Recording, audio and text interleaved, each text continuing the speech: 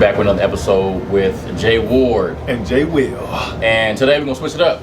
I'm gonna interview Jwill, and he's gonna tell us about his journey with in relationships and then marriages and stuff, and addiction and addiction to what? Boy, you trying to get me killed now? Oh man. All right, so tell me, like your journey on marriage thing, the marriage and like different relationships leading up to that, or just anything that you dealt with that kind of stuff, what you learned, and at the end we're gonna do what's your advice to others. So what's your journey on that? Well, for people who may not know, I was married before. 3 times. Married and divorced. I got married, I think, around 23. And at that time, I was a young man, so looking back on things that kind of transpired, you can see where you went wrong at. So I married my high school sweetheart. We were together pretty much from middle school up until maybe like 29, 30, somewhere around there. But in that relationship, it was just, you grow, but then you start to grow in different directions. And when you don't have a solidified foundation, you can't hold it together.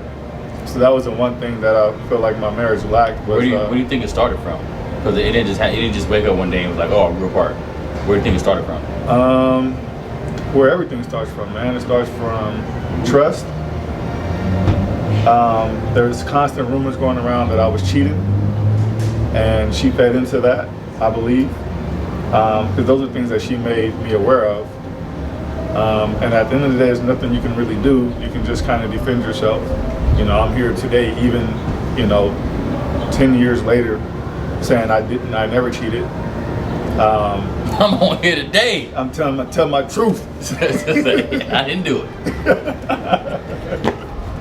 But that was the thing. So that started, and then the separation within the marriage. What I mean by that is going to family gatherings and social events.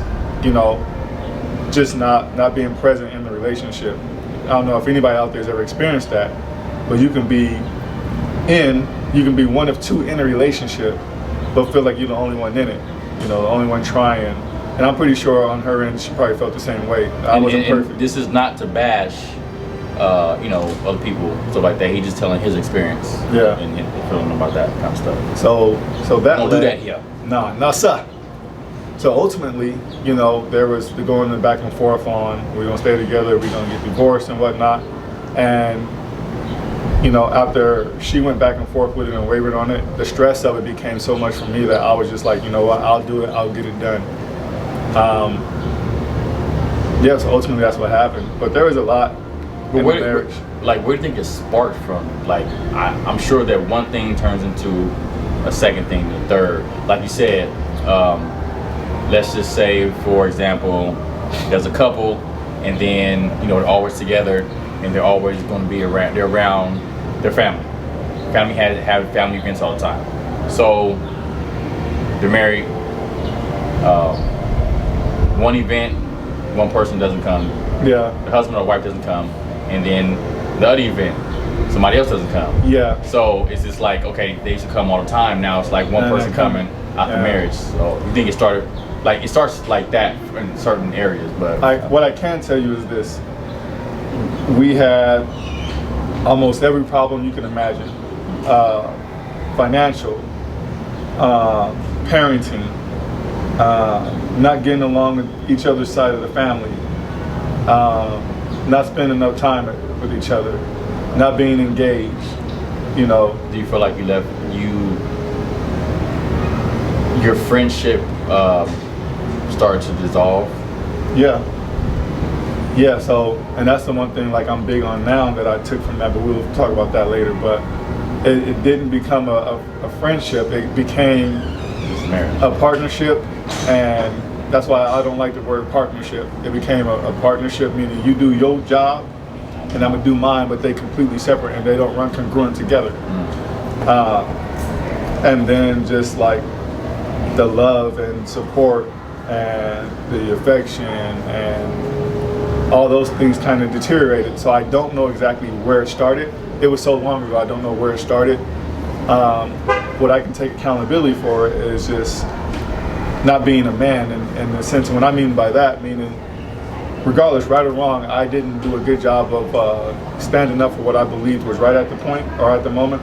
Regardless of any, it could be, you know, making a decision about going somewhere. I didn't stand firm on stuff like that. Whether it was where we lived, whether it was how we was going to raise our kids, I just never, I didn't use my voice. I didn't insert authority where I felt like there should have been, and that ultimately led to a lot of bad decisions, a lot of just miscommunication, and then, you know, that eased everything else to come in, you know. So that's the one thing, is just now I'm just like, I apologize as much as I could for all the things that I did wrong. Even, you know, when you're in a long relationship, because we were together between the ages of 11, 12 to about 30. So the stuff that you thought got resolved, in your mind you think it got resolved, but in the other person's mind it probably never got resolved, and it just stacks on top of that. And then, yeah. And now when you fighting about catch-up, then you go, and then you still, you know, you start throwing back stuff that happened 4 years ago because it never got resolved, that the other person never let it go. So we were young and childish. Speaking of ketchup, you still ain't caught up on the left. speaking of ketchup, remember that red condom I found in your bag? You'd be like, that was like 10 years ago. I thought we solved that. No, it ain't solved. So, man, I mean, I believe in marriage. I believe marriage is beautiful. I believe that it's sanctioned and it's governed by God, but I also believe that it's hard, and it takes work, and it takes dedication, and it takes communication, and it takes resolve, and it takes discipline, and it takes forgiveness, and it takes mercy, and it takes grace, and ultimately it takes love. But I've only been married a little bit, but I've learned from God that once He teaches you, you seek God for love. Yeah. Don't seek a person for love. Don't seek yourself for love. Mm-hmm. You seek God for love, Mm-hmm. and He will show you how to love others. Yeah. Right? Mm-hmm. So there's no way that a person could seek God and then don't know how to love others, because obviously they're not listening to what God is saying. Correct. So I think in a marriage that if you seek God, if both people seeking God with for love, how to love people and stuff like that, that love is just going to spread in your relationship and for other people, co-workers, friends, whatever. Because you can't say, oh, I have the love of God, I know how to love, and then be mean to people. Yeah. And you be like, wait, huh? Like it doesn't even go together. Yeah. So I think in a relationship, and I think a lot of people like that. I'm not perfect, but I got a big heart, and one of the reasons why, because I look for God for love. How does He love people? You know, throughout the Bible and now, like we do all this stuff, and He still got His arms out. Yeah. You don't hold grudges. No hold grudges. He just waiting for you to come back and, hey, I got you. What else you need? You know, just try to do better next time. Yeah. But yeah, if you see God on love, then He's going to teach you how to love, and you're going to love everything. Yeah. The whole world. That's deep right there. Deep, brother. That's deep. And too deep. Too deep for me. Yeah, man. And a marriage is so unique in the sense of, I mean, God commands a husband to love his wife as God loved the church, right? Yep. So it's funny how it's designed. Women not only are to look to God for love, but they are to look, if you're married, to your husband. And that's pretty interesting. What do you mean? I mean, like you said, at first sight, you're like, you shouldn't be looking for me to love you. You should be able to love yourself and get that through Jesus Christ. You should have love in your heart. But then God says, as one of His commandments to a husband, you are to love her as I love the church. So that's real deep. Yeah. Because the way He loves is unconditional. Unconditional. Everything. And I always say, I can love my kids. Don't take advantage though.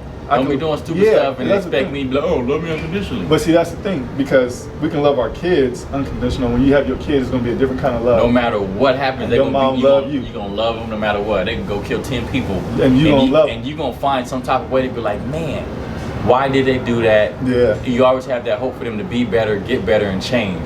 Now, a person, if a relationship, and a person go cheat, or they go text somebody else, not even cheat, just something that you don't like. They look funny. You gonna cut them off. Yeah, you gonna cut them off. You gonna be mad at them. You're not gonna do that with your kids, and that's what I'm saying. It's a different kind of love. Yeah, and then sometimes people will. This relationship's crazy. You can see them talk to family members, your counterpart, or even yourself. Your partner can point out to you, hey, I see the way you greet other people. You talk to the pastor with respect. You respect on your job. So why you don't respect me? Because I'm less than. You don't feel like you got to do it. Yeah. And that's one thing again, that's one of the things I learned is I did a lot of stuff wrong.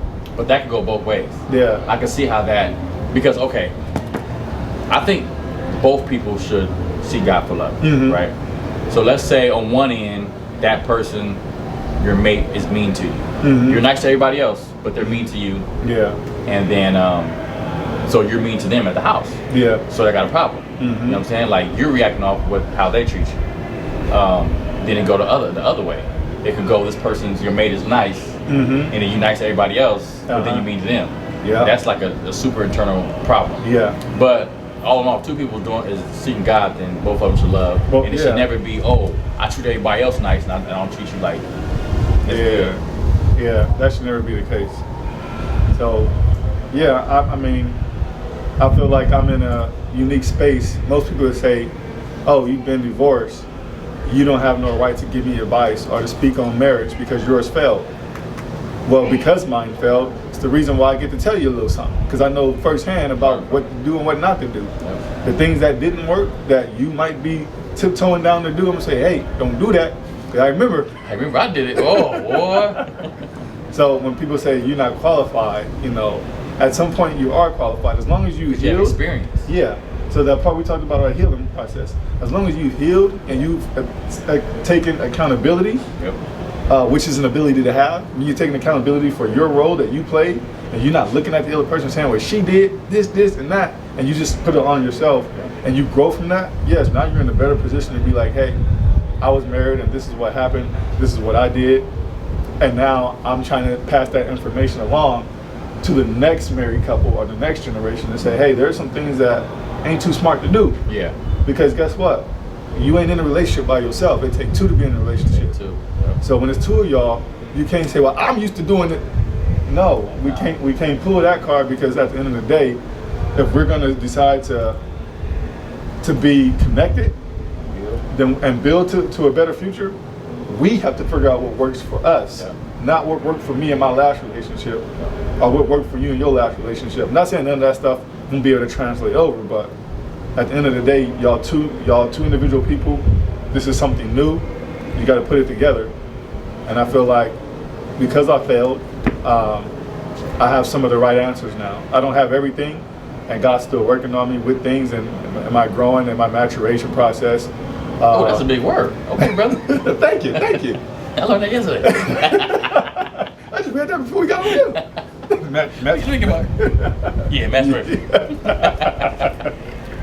In my process, I'm trying to, get better at it. Like I said, I'm not where I want to be, but as long as I got God on my side, I feel like I can continue to improve and get better. That's what it's all about. And for me, how I learn is I look at everybody else. What didn't work for them, and then in the divine right and wrong stuff. Yeah. Like it's right and wrong stuff. You're not supposed to do certain stuff. Yeah. Everybody not perfect, but if y'all work together, serve each other that love and stuff like that, then it's gonna go more smoothly than if you're trying to be an individual. And especially like when the kids come, it changes. I don't think it should change. I see my parents. I wasn't with them before, but it was like they wasn't gonna change for us. Yeah. Their relationship came first of all, and I agree with that. Yeah. Because when we grow up, we gonna leave the house. Yeah. They still gotta deal with each other. Yeah. If you put the kids first, it's just kind of like, okay, I'm putting my relationship on hold, and that's why a lot of people leave each other, get a divorce after the kids leave home, or there's a huge barrier there that you don't even talk to the person that you live with. Yeah, 'cause I don't know you. Yeah, you don't know them because everything's been about the kid this whole time. But that's one of the barriers of many that people create in a marriage. I think creates marriage. I see it all the time. The kids. Before the marriage, it's just like, oh, me and you, me and you. The kid come, man. Yeah, somebody get next out. Exactly. All I gotta do is for kid. Like, nah, I come first. Yeah. My wife come first. I come first. Because if we working together, we're gonna make the best decision. For our kid. And he only gonna be there 18 years, 18 to 21 years. You know, depending on where you want to steer him to go to. Mine's going to college and then getting out of the house and doing their thing. If they don't, then you can stay at the house and then work and do your thing. Find a wife, whatever. I believe in that too. That's real good. At the end of the day, y'all got to be connected. And y'all got to be like, this my baby. Like, even to this day with my kids, if I hear any disrespect with their mother, regardless if I'm with their mother or not, I say, hey, I ain't picking sides, but you don't talk to your mother that way. It's just a respect thing, And at the then end of the day, that's their mom. Yeah, and get one. Yeah, you only get one, and then to my future wife, it's gonna be the same thing. Like, who you talking to? That's my wife. I said to Jeff, do his part, I'm about to ready to die right now. Don't talk to my wife like that. If my kid ever say something smart like to my wife, don't talk to my wife like that. I don't know you like that. I know. You're only 10 years old, bruh. You only 17. You ain't been here that long. Yeah. Cool. I don't know you think you going. Yeah. What you think you about to do? Yeah, you ain't about to talk to my wife like that, because I got to deal with her when you leave. Nope, not doing it. But I think just Western civilization and the stuff they put on TV and what they try to portray, that's why a lot of people are stepping away from marriage or not even going into marriage, because it's just like the kid comes first and then do you inside the marriage. Like, nah, man, once you sign that paper, we doing it's us. like it's us and for me, how we work, I got good stewardship, so I'm gonna make the decision. But before I make the decision, I'm going to talk to my wife about it, and we're gonna come to an agreement, and then I'll present it. You know what I'm saying? But it's just certain roles. That's a whole nother episode. That's a whole nother episode, man. But it's just the fact that people gotta know their role, like The Rock. Know your role and shut your mouth. Shut your mouth. I say this because it's a time. So wait, hold on. Go ahead. Sometimes it's a time for me to shut my mouth. It is. Sometimes it's time for my wife to shut her mouth. Shut her mouth. So we have to. That pride and ego just got to be down, because there's sometimes I got to step back and be like, you know what? It's my turn to shut up. My turn to be quiet. Yeah, I don't mind being wrong. Yeah, like, but some people got that pride, like, I ain't about to shut up. I ain't about to lose this. Nah, it ain't even worth it, because you got to think about this. You gonna be with this person forever. Yeah. You're gonna try to make it as smooth as possible. Yeah. And it ain't easy, man. But it's doable. It ain't easy, but it's just like I try to think of it as I'm living with my best friend every day. One of my best friends every day. Yeah. So why not make it cool every day? Yeah.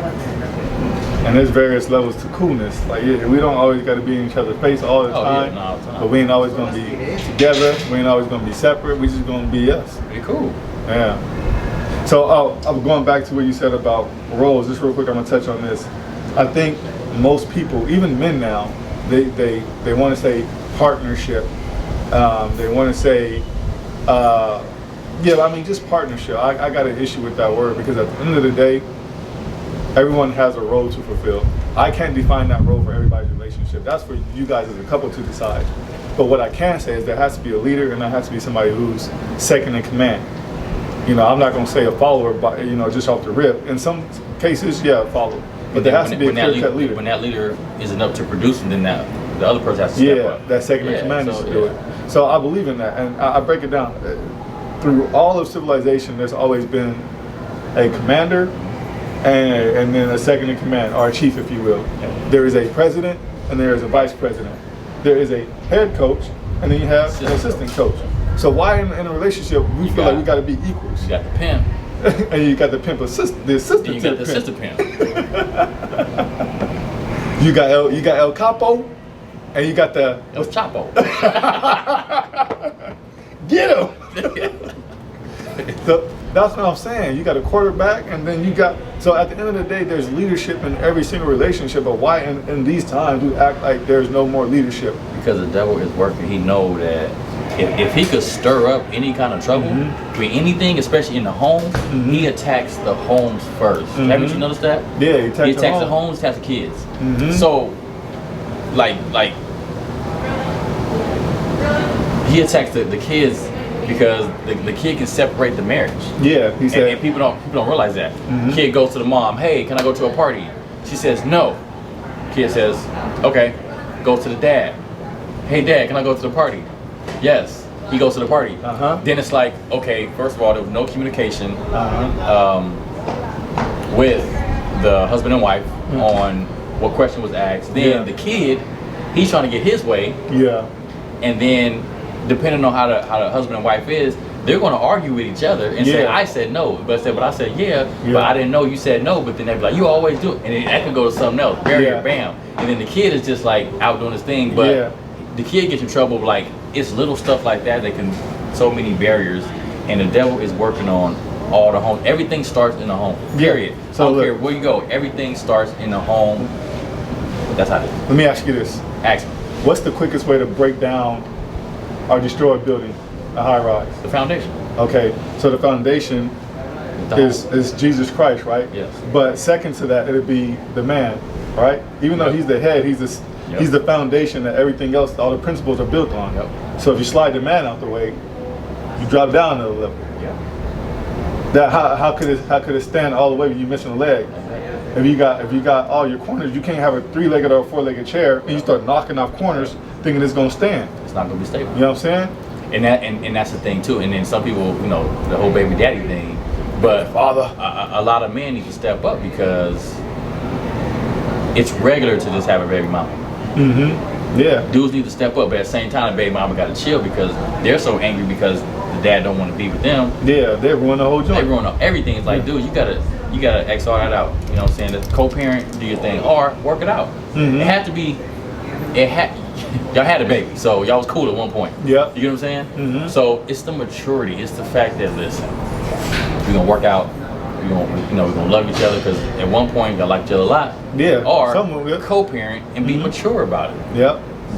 And the devil sees that. He's like, yo, I'm about to have the hoes coming to him at his job. Not the hoes, but the co-workers coming at his job. He didn't say that. I'm about to have the co-worker. I'm about to have the friends come at him, or him or her, whatever, and break them up. If you break up the home, you're gonna break up the world. It's that simple. Yeah. Why do you think the world is so divided? Because if everybody came from a good home, their mindsets would be different. Yeah. And they'd be more loving. There'd be, everybody not gonna be perfect, but they'll know, like, okay, humanity is cool. You got people that's so messed up, they don't even care. But again, it goes back to, like, again, my mistake, and maybe I can kind of forecast out and say that a lot of people are making the same mistake as I did. You don't take any ownership or accountability or stand up when you're a young man. You don't really know what you're doing, and at the end of the day, it's not an excuse, but it's more of a learning tool. So we can get to the advice part for young people. My thing is wait on mature first. Yeah, mature. So I kind of want to say this and be respectful and not come off as. Man, give it to him straight. What you talking about? It's kind of hard, man. I would say this. You wait on building a family. What I mean by that is you wait on having sex until you understand what kind of man you are and what it takes to be a man to raise an entire family, because it's a whole nother level. It's deeper than what you could even think. Being a father is just not jumping in somebody's legs and then jumping out and y'all got a baby. No, because at the end of the day, you got to start establishing a life. Meaning you got to look out for this thing now that you just brought in this world. It's up to you and her to look out for them. You want this person to be the best person possible. You want them to be fed. You want them to have clothes. You want to provide them with a house. You want to provide them with the best of options as far as school. You want to make sure you have them with good influences. You want to make sure you provide for not only that kid, but for your wife as well, and then for yourself. So those things cost money and they take time. And if your foundation isn't set up, things just go awry. And let's not talk about jumping to another woman's life and then having another one right there, because now you have to split those two incomes. So it costs a lot. That's what they call that. So that's my advice to young people, and for people who are already married that might be on the fringe of possibly thinking about a divorce. Look for God for love. Yeah, look for God. Because I know some people are like, oh, I don't believe in God, this and that. But you believe in anything you don't see. Yeah. You believe in everything else. You believe you're gonna go outside and your car's gonna start. Mm-hmm. You got more belief in that than the signs? What's it called? Sagittarius signs or whatever. Stupid little thing. Man, they believe more in that than they do God. Yeah. That ain't doing nothing for you. Mm-hmm. So my thing is, I'm an example of it. I'm still learning. Seek God for love, period. Because your whole mindset gonna change if you seek God for love. You're gonna know how to love your partner. You're not gonna have no what's it called, animosity towards them. And then if you with somebody that's acting crazy, get rid of them. Go.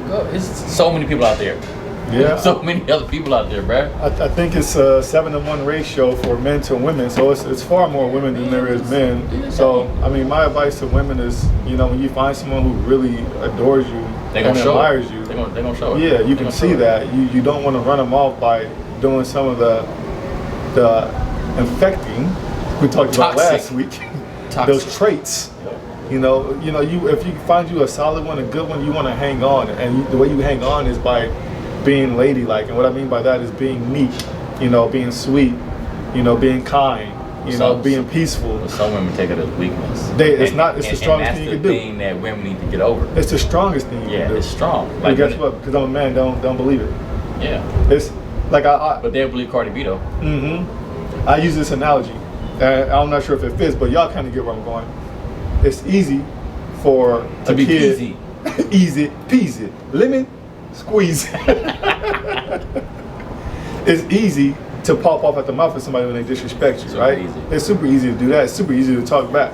It's super easy to hit somebody that hits you back. It takes strength to hold your tongue and to hold your actions and to hold your anger and to speak kind when somebody is not as kind to you.